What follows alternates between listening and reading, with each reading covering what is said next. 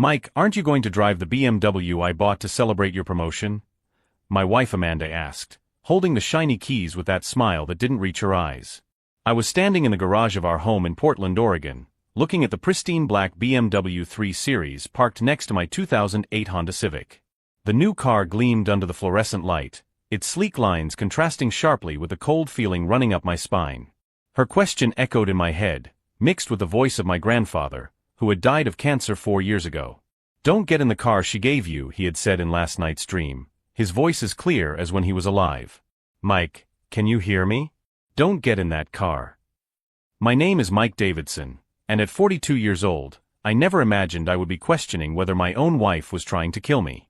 But after 16 years of marriage and a series of strange accidents that always seemed to happen when Amanda was around, I learned to trust my instincts.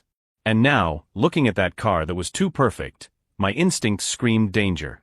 "It's an amazing gift, honey," I replied, forcing a smile as I analyzed every detail of her expression. "But you know I have that important meeting today. Better to take the Honda. I don't want to risk scratching the new BMW in downtown traffic." The flash of irritation that crossed Amanda's face was quick, but I was watching. For a split second, the mask of the loving wife slipped, revealing something colder underneath. "Mike, this is ridiculous," she insisted, taking a step toward me. "I worked so hard to get the money for this car. You know how hard it was to save on my nurse's salary. I want you to enjoy it." Save. The words sounded strange coming from her.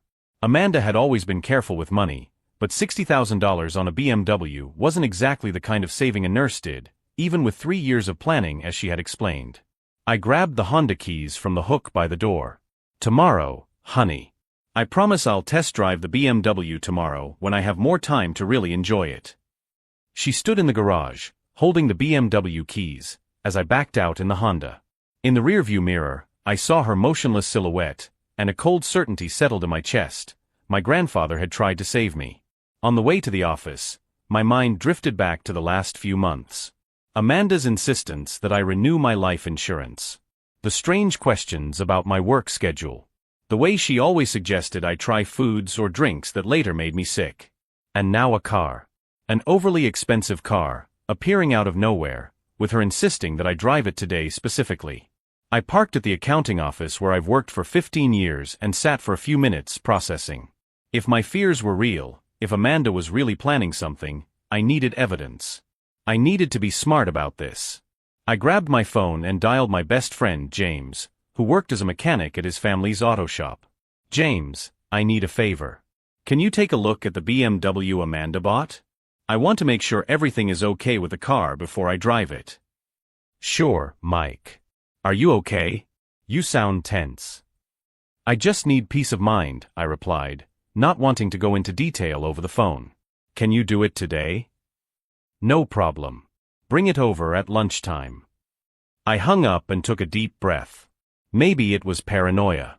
Maybe Amanda had really saved up and bought the car out of love. But my grandfather's voice still echoed in my head, and 42 years of life had taught me that when something seems too good to be true, there's usually a reason. If you're following this story and want to know how this whole situation unfolded, don't forget to subscribe to the channel to find out if my fears were real or if I was just being overly paranoid. Because when I got home that night and saw Amanda organizing papers on the kitchen table, papers she quickly hid when she saw me, I knew my intuition was right. The papers Amanda hid that night were just the beginning. When she went upstairs to take a shower, I went down to the kitchen with the excuse of getting a glass of water and found a stack of documents quickly thrown into the utensil drawer. Insurance policies. Not just my life insurance, which had been renewed 6 months ago, but 3 other different policies, all in my name, totaling $1,200,000. Amanda had signed as the beneficiary on all of them. My mouth went dry. A registered nurse in Portland earns between $70,000 and $90,000 a year. How had she managed to pay the premiums for 4 insurance policies without me knowing? I quickly photographed everything with my cell phone before putting the papers back where I found them. When Amanda came downstairs 20 minutes later, I was watching television on the sofa as if nothing had happened. "Mike, don't you want dinner?" "I made that stew you love," she said, drying her hair with a towel. The smell coming from the kitchen was familiar and inviting, but my stomach clenched. How many times in the last few months had I eaten something Amanda had prepared and then spent the whole night feeling nauseous? I always attributed it to age or work stress. "I'm not very hungry, honey. I had a big sandwich for lunch," I lied, forcing a smile. "Maybe later." The flash of irritation that crossed her face was more evident this time. She tried to hide it, but she couldn't completely conceal it. "You've been so strange lately, Mike. You're not eating right. You don't want to drive the new car. Is everything okay at work?" Work.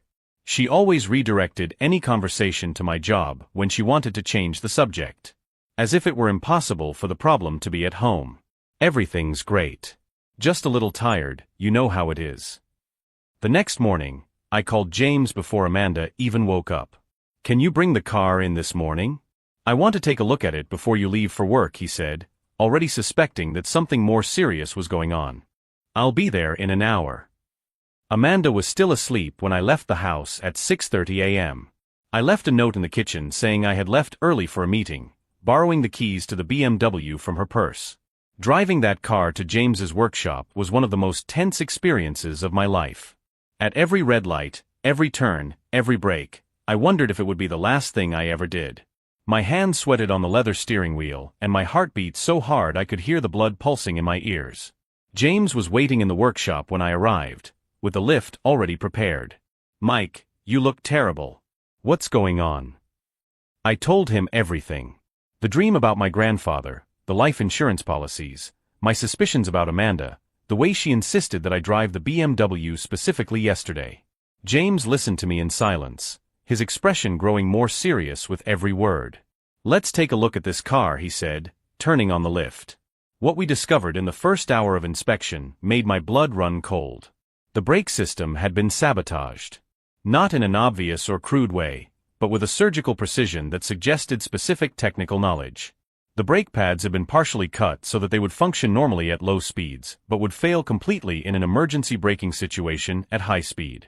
"This isn't an accident, Mike," James said, pointing to the precise cuts in the tubing.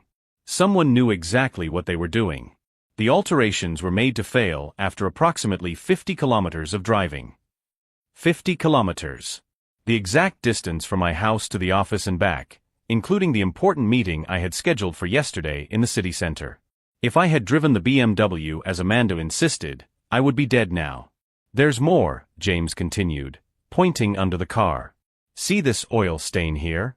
It's intentional. A programmed leak in the steering system. After 30 minutes of driving at high speed, you would completely lose control of the steering." My vision blurred. I sat on the workshop bench, trying to process the magnitude of what Amanda had done. "James, she planned my death in detail. Do you know anyone who understands mechanics well enough to do that, or she understands it herself," he completed. "Mike, Amanda worked as an emergency medical technician before she became a nurse, remember? Those guys learn basic mechanics to deal with traffic accidents. And there's one more thing." He showed me a small camera discreetly installed behind the rearview mirror. "This transmits in real time. Someone wanted to watch the accident happen." My stomach churned. Amanda not only planned to kill me, she wanted to watch my death live. I immediately called the police from my cell phone, but James put his hand over the device. "Mike, think about it. You have physical evidence here, but then what? Amanda is smart. If you report it now, she'll make up a story, say you're paranoid, that the car was vandalized, that you're victims. You need more evidence. Evidence she can't dispute." He was right. Amanda was manipulative and convincing. At the hospital, everyone loved her. If I went to the police with only a sabotaged car, without being able to prove it was her, I could end up looking like a paranoid husband trying to frame his innocent wife. "What do you suggest?" "Let's fix the car, leave it exactly as it was, but install our own cameras. If she did it once, she'll try again. And next time, we'll be ready."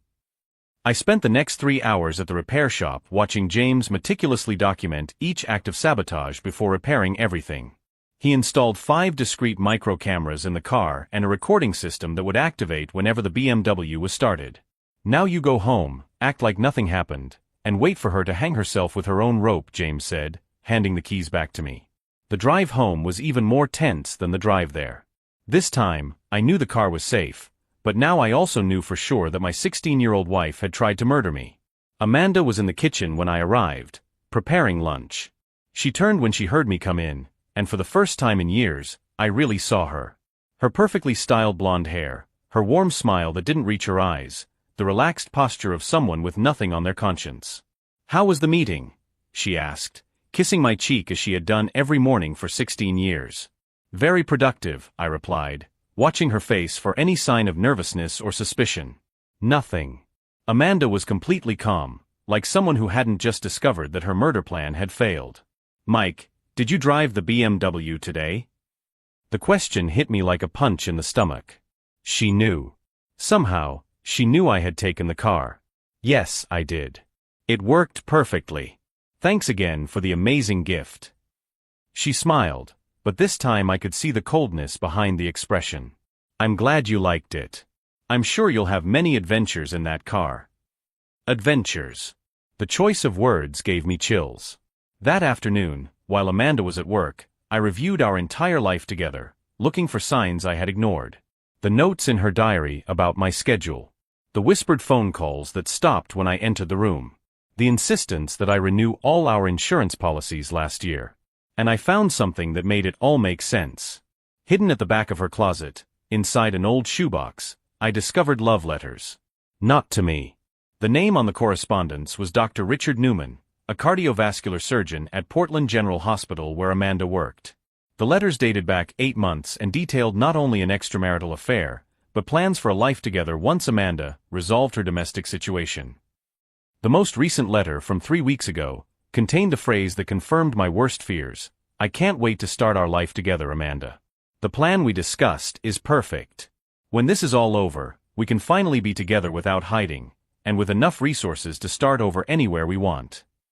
Enough resources. $1,200,000 in life insurance. Amanda wasn't just trying to kill me. She was planning a luxurious new life with another man, financed by my life insurance money. I photographed all the letters and put them back exactly where I found them. When Amanda came home from work that night, I was watching TV on the couch, looking relaxed. "How was work, honey?" "Busy as usual. Dr. Newman had a complicated surgery today. We were at the hospital until almost now." Dr. Newman. She mentioned his name naturally, without hesitation, as if he were nothing more than a colleague. "This Dr. Newman seems like a good professional. You talk about him a lot. He's one of the best surgeons in town. And yes, we work very well together." Together. The word came out of her mouth with a naturalness that disgusted me. That night, lying next to the woman who had tried to kill me a few hours earlier, I began to devise my own plan. James was right. I needed more evidence. But I also needed something else. I needed revenge that would match the magnitude of the betrayal. And while Amanda slept peacefully beside me, probably dreaming of Dr. Newman and the thousands of dollars she would soon receive, I lay awake all night planning how to completely destroy her life. Because if there was one thing 16 years of accounting had taught me, it was how to track money, investigate fraud, and build solid cases.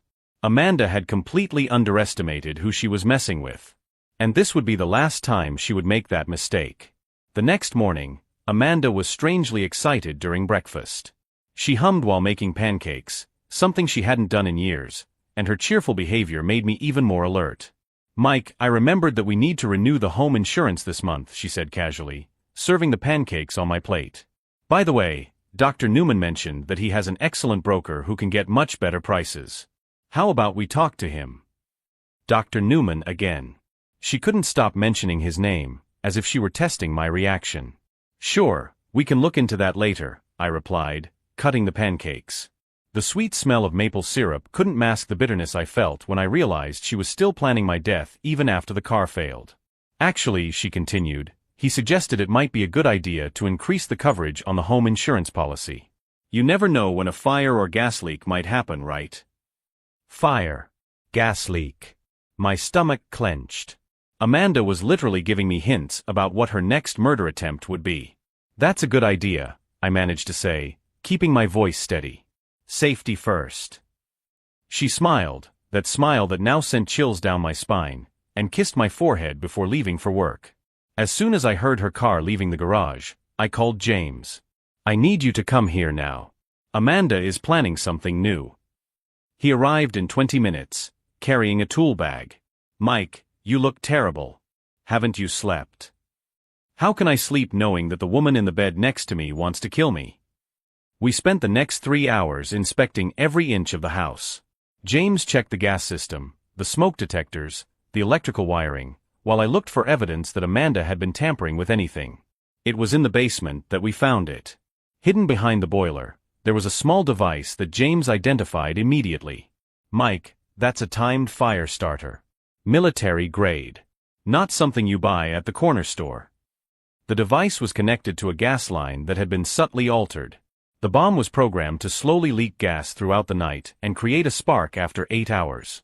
If you had slept at home the night she activated this, James explained, you would have been found dead from accidental gas poisoning. Asphyxiation in your sleep. It happens all the time. We photographed everything before James carefully deactivated the device.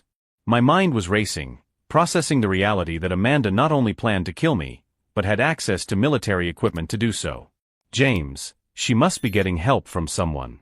Nurses don't know about military explosives.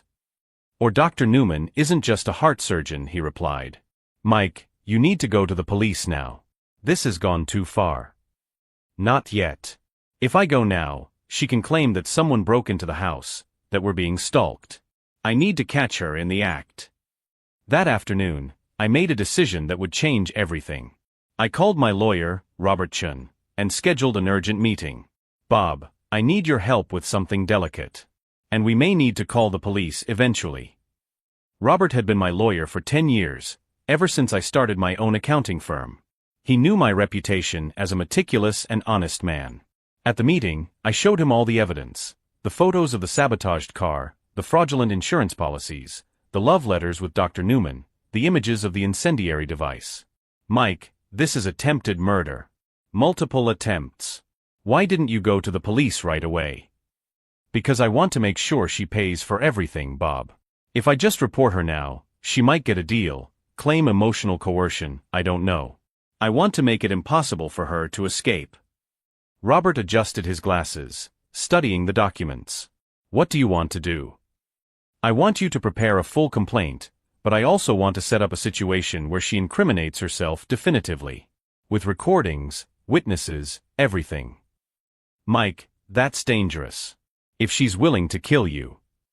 She's already tried 3 times that I know of. How many other attempts were there that I didn't notice? Bob, she poisoned my food for months. She sabotaged my car. She planted a bomb in my house. I can't just run away and hope she gives up. That night, when Amanda came home from work, I was watching television as if nothing had happened. How was your day, honey? Busy. Dr. Newman had an emergency surgery that lasted 6 hours. We stayed late organizing the special instruments he brought from the army. Special instruments from the army. She was practically confessing. Was he in the military? Yes, before he went to medical school. He served in Afghanistan as a field medic. He learned some interesting techniques there. Amanda sat down next to me on the sofa, resting her head on my shoulder like she used to when we were dating. Mike, you've been so tense lately. Maybe we should take that trip we always planned. How about a weekend in the mountains? That secluded cabin we saw on the website. A secluded cabin. Far from witnesses, far from help. Sounds great, I replied, running my hand through her hair. When were you thinking? This weekend. I already checked your schedule, you don't have any commitments. She had checked my schedule without asking me.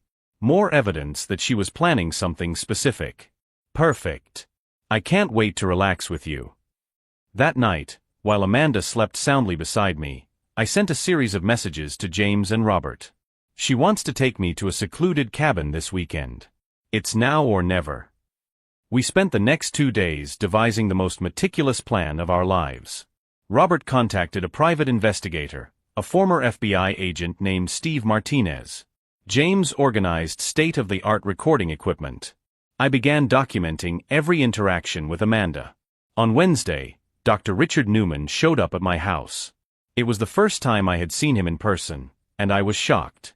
He wasn't the middle-aged man I had imagined, but an attractive 40-year-old in excellent physical shape, with a kind of presence that commanded immediate attention. "Mike," Amanda said, "this is Dr. Newman, whom I talk about so much.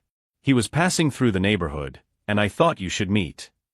Dr. Newman shook my hand with excessive force, his eyes assessing me like a predator studying its prey. "Nice to meet you, Mike. Amanda talks so much about you. What a lucky man." The irony in his voice was almost palpable. "The pleasure is mine, Doctor. Thank you for taking such good care of my wife at the hospital. It's my responsibility to take care of all the important people in Amanda's life." They exchanged a glance that confirmed all my worst fears. It wasn't just an extramarital affair, they were completely in love and saw our conversation as some kind of cruel game. "Mike," Dr. Newman continued, "Amanda mentioned that you're going to spend a romantic weekend in the mountains. What a wonderful idea. I hope it will be unforgettable." When he left, Amanda was practically glowing with excitement. "Isn't he amazing? So smart, so experienced." "He seems like an interesting guy," I managed to reply. That night, I finalized all the details with my team. Steve Martinez would be following our car at a safe distance.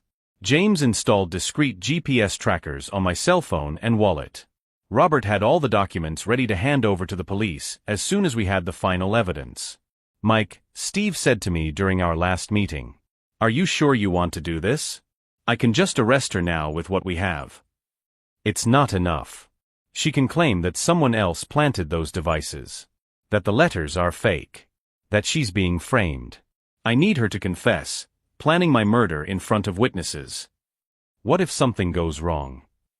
I looked out the window of Robert's office, watching normal people living their normal lives, unaware that wives can turn into murderers. "Steve, if I don't do this now, Amanda will keep trying to kill me until she succeeds. And then she'll do the same thing to the next man who discovers her true nature." On Friday morning, Amanda was packing our things for the trip when I found a syringe at the bottom of her bag. A syringe filled with clear liquid. I quickly photographed it and put it back in its place. My heart was beating so hard that I was sure she could hear it from the next room. The weekend in the mountains would be our final battle. And this time, I was prepared to win. The syringe I found in Amanda's bag changed everything. It was no longer just a matter of survival, now it was war. I called Steve Martinez at 5 in the morning. "Mike, are you sure about what you saw?" "I have a photo. Clear liquid, hospital syringe, hidden at the bottom of her bag among sanitary pads where she knew I would never look." "Send me the image. I'll have my contacts analyze it." While waiting for Steve's response, I began to devise the most meticulous plan of my life. Amanda had planned my death down to the smallest detail, and I would do the same with her downfall. Phase 1. Complete documentation. I installed recording apps on my cell phone that activated automatically when they detected certain keywords such as cabin, weekend, Richard, or doctor. Every conversation with Amanda would be recorded. Phase 2. Protection. Steve gave me an ultra-thin bulletproof vest that I could wear under my shirt without anyone noticing. He also gave me a tracking device that sent my exact location to 3 different phones every 30 seconds. Phase 3. Counterattack. Robert was preparing documents to transfer all our assets to a trust account that Amanda couldn't touch. If she killed me, she wouldn't get a penny. "Mike," Steve called at 10 in the morning, his voice tense. "Analysis of the photo you sent showed that the syringe contains succinylcholine. It's a muscle relaxant used in surgery." "What does that mean?" "It means that if she injected you with it, your muscles would stop working, including your diaphragm. You would die of asphyxiation within 5 minutes, conscious the whole time, but unable to move or call for help." My vision darkened. Amanda didn't just want to kill me, she wanted me to suffer. "Steve, there's more. Succinylcholine breaks down quickly in the body. In an autopsy, it would look like a natural heart attack. It's the perfect murder." Perfect. She had studied every detail. That afternoon, when Amanda came home from work, she was beaming. "Mike, honey, I've confirmed everything for our romantic getaway. The cabin is 2 hours from here, completely isolated, just the 2 of us. It'll be perfect for us to relax." "I can't wait," I replied, watching her eyes light up at the mention of isolation. You seem excited. I am. I feel like I need some time alone with you. Lately, I feel like we've been distant. Distant. As if it were my fault for not dying in previous attempts. Amanda, can I ask you something? Have you always wanted to be a nurse? She paused, peeling potatoes for dinner. Why do you ask? Just curious. You're so good with medications, medical procedures. Sometimes I wonder if you shouldn't have been a doctor. A strange smile crossed her face. Medicine has always fascinated me, especially pharmacology. It's amazing how such small substances can have such dramatic effects on the human body. She was practically confessing. Dr. Newman must teach you a lot about that. Richard is an excellent teacher. He's shown me things I never imagined were possible. Richard. She used his first name naturally, without realizing it. That night, I finalized the last details of the plan with my team. James would install a microscopic camera in the cabin on Friday afternoon, before our arrival. Steve would be positioned 500 yards away with night vision equipment. Robert had a warrant ready to be executed at the exact moment. Mike, Steve warned me, are you sure you want to do this? I can arrest her right now with what we have. It's not enough.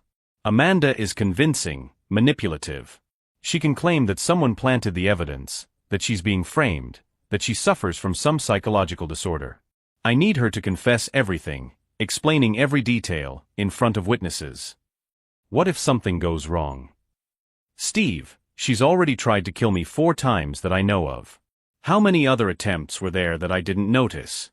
If I don't stop this now, she'll keep going until she succeeds. And then she'll do the same thing to the next man who discovers her true nature. On Thursday, I discovered something that almost made me give up on the plan. I was ironing clothes for the trip when I found a pharmacy receipt in the pocket of one of Amanda's blouses. It wasn't a regular pharmacy, but one specializing in veterinary medicine. The receipt was from 3 weeks ago and listed several products, including euthanasia drugs, a substance used to humanely put animals to sleep. Amanda was collecting a chemical arsenal. I called James, my voice shaking.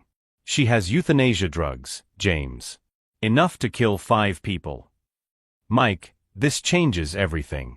You can't go to that cabin. It's suicide. No, James. It's the only chance to stop this for good. That night, Amanda prepared a special dinner. Red wine, candles, soft music. She was celebrating in advance. A toast, she said, raising her glass, to our perfect weekend. To our perfect weekend, I repeated, pretending to drink. As she smiled, imagining me dead in 24 hours, I mentally reviewed every element of my plan. The recordings, the cameras, the backup team, the legal documents. If you're following this story and want to find out how I managed to turn the tables on a professional killer, subscribe to the channel because you won't believe what happened in that cabin. Because on Friday morning, as Amanda hummed happily while packing the syringe, euthanol, and other supplies for our romantic getaway, she didn't know that her every move was being documented by 5 different cameras. And that instead of being my final weekend, it would be hers. The trip to the mountains began at 2 in the afternoon. Amanda drove, insisting that I relax and enjoy the scenery. During the drive, she was more talkative than she had been in months, telling stories from the hospital, laughing, touching my leg affectionately. Mike, you know I love you, right? Of course I do. Sometimes I feel like I don't show it enough. But this weekend is going to change all that. Change everything. She was right about that. When we arrived at the cabin, a secluded spot surrounded by dense forest, Amanda immediately began inspecting every room. It's perfect, she murmured, more to herself than to me. Completely isolated. At that moment, watching my wife of 16 years inspect our vacation spot like a murderer choosing their crime scene, I made my final decision. Amanda had crossed a line of no return. And now it was my turn to cross mine. The first hour at the cabin passed in a false tranquility. Amanda unpacked our things while I pretended to admire the view of the forest through the window. Her every move was calculated, every smile a rehearsed lie. Mike, honey, how about some wine to celebrate our romantic time together? She said, pulling a bottle of red wine from the cooler. Sure, honey, I replied, knowing that James had installed 5 micro cameras in the cabin. Every word, every gesture was being recorded. Amanda poured 2 glasses, but I noticed that she only pretended to drink from hers. Mine, of course, was poisoned. A toast to our future together, she said, raising her glass with that smile that now made me nauseous. I pretended to drink, just wetting my lips, while I watched Amanda relax visibly. She believed her plan was working perfectly. 15 minutes later, I began to act. "Amanda, I'm feeling strange," I murmured, resting my head in my hands. "Dizzy, a little nauseous." Her eyes sparkled with a sick excitement. "Poor thing, it must be the wine. You've always been sensitive to alcohol. Why don't you lie down for a while?" She helped me to the bedroom, her hands touching my body with an intimacy that now seemed repulsive. When I lay down on the bed, pretending to be semi-conscious, Amanda left the room. Through the half-open door, I saw her take the syringe from her purse. It was now or never. "Amanda," I called, my voice stronger than she expected. She quickly returned, hiding the syringe behind her back. "Yes, dear." "You know, I had an interesting dream on the eve of my birthday," I said, sitting up in bed completely alert. "My grandfather appeared and told me not to get into the car you gave me." The blood drained from her face. "Mike, you're delirious from the wine." "No, Amanda. I'm perfectly sober." I slowly got up, taking the small tape recorder out of my pocket. Just as I was when I pretended to drink the poisoned wine. Just as I was when I discovered the sabotaged BMW. Just as I was when I found your love letters to Dr. Richard Newman. Amanda backed away, the syringe now visible in her hand. "Mike, I can explain." "Can you explain the 4 life insurance policies you took out in my name? Can you explain the succinylcholine in this syringe? Or the incendiary device you installed in our basement?" Each word hit Amanda like a punch. Her mask of the loving wife finally fell away completely, revealing the cold-blooded killer underneath. "How did you find out?" she asked, her voice now hard and calculating. "My grandfather warned me. And when I started investigating, I found enough evidence to send you to prison for life." Amanda looked around desperately, searching for a way out. "No one will believe you, Mike. I'm a respected nurse. You're just a paranoid accountant who's gone berserk. Like the 3 private investigators who are recording our conversation right now? Or the lawyer who has already handed all the evidence over to the FBI? Or the 5 cameras James installed in this cabin?" Amanda's eyes widened as she processed that she was completely cornered. "You're lying." I took my cell phone out of my pocket and dialed a number. "Steve," she's confessed. "You can come in." Within seconds, the cabin door opened and Steve Martinez walked in, followed by 2 federal agents. "Amanda Sutton," Steve announced, "you're under arrest for attempted murder, insurance fraud, and conspiracy." Amanda still held the syringe, her last remnant of power. "You don't understand," she screamed. "He forced me to do it. Mike is violent, he threatened me." "Amanda," I interrupted calmly, "we have recordings of your conversations with Dr. Newman planning my death. We have evidence of the car sabotage, the incendiary device, the poisons you collected. And we have your full confession from the last 10 minutes. That's when she completely broke down. "Richard promised me a better life," she screamed as the agents approached. "You're mediocre, Mike. You always have been. An accountant with no ambition who kept me trapped in a small life. Then why didn't you just leave me? Why try to murder me?"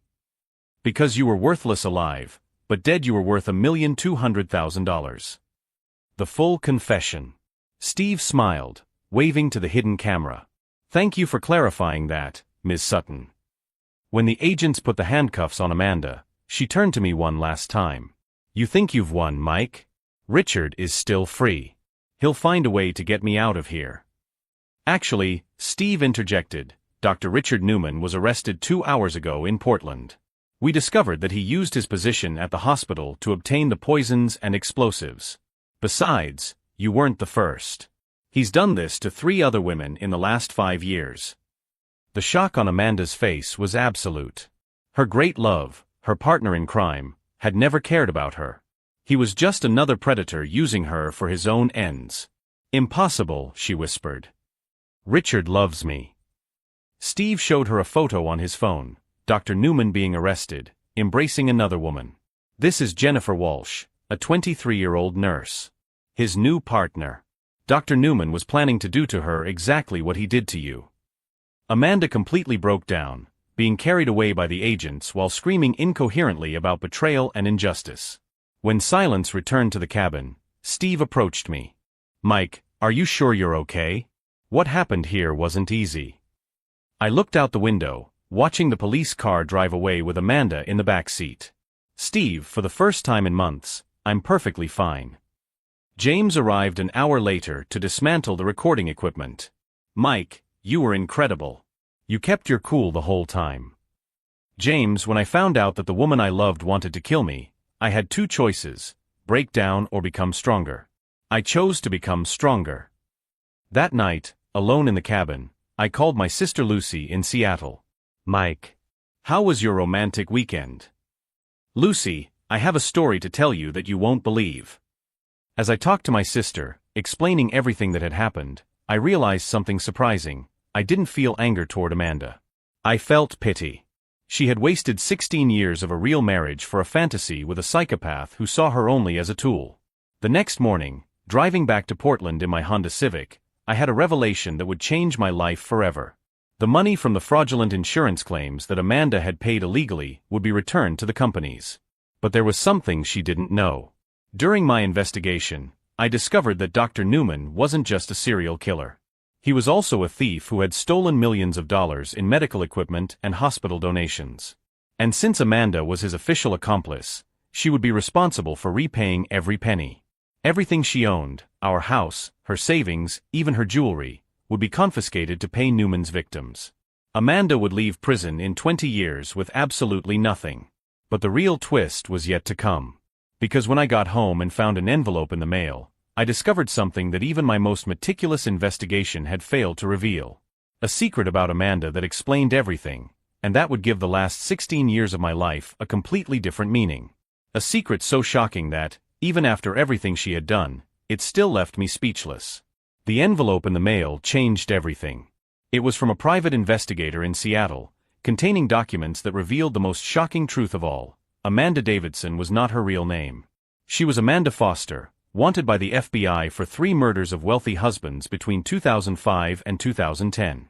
Each death had been filed as an accident or natural death. Each preceded by astronomical insurance policies. I wasn't her first victim. I was her fourth. The other 3 men, Robert Chen in Dallas, David Miller in Phoenix, and Thomas Anderson in Denver, had all died exactly as she had planned my death. Poisoning disguised as a heart attack. Amanda was a professional serial killer. During our 16 years of marriage, I had been living with a predator who had perfected the art of killing husbands for money. The letter explained that she chose stable, financially secure men with no close family, exactly my profile. The FBI had lost track of her when she changed her identity and became Amanda Davidson in Portland. 3 months later, in Portland court, I watched Amanda be sentenced to life in prison without the possibility of parole. Dr. Newman received 40 years for conspiracy and multiple homicides. During the sentencing, Amanda looked at me one last time. "You should be dead," she whispered. "But I'm not," I replied calmly. "And now you'll never kill anyone again." The FBI reward for the 3 closed cases, added to the confiscation of Amanda and Newman's assets, amounted to $2,800,000. I used the money to create the Davidson Foundation, dedicated to helping men who are victims of domestic violence and psychological manipulation. Cases that are often ignored or ridiculed. Today, 5 years later, I live in a simple house in rural Oregon. I wake up every morning knowing that I saved not only my own life, but potentially dozens of others. My grandfather was right in that dream. It wasn't just about the car, it was about trusting your intuition, even when it seems impossible. Amanda tried to turn our home into my grave. Instead, she turned my life into a greater purpose. If this story of survival and transformation has touched you, subscribe to the channel for more stories of people who faced the impossible and won. Because sometimes the greatest revenge is simply to stay alive and use the experience to protect others. The last I heard of Amanda, she was in solitary confinement after trying to poison a cellmate. Me? I'm here, telling you my story, building a life that honors not only my survival, but the memory of the 3 men she killed before me. They didn't have a grandfather to warn them in their dreams. but they had my voice to tell their truth.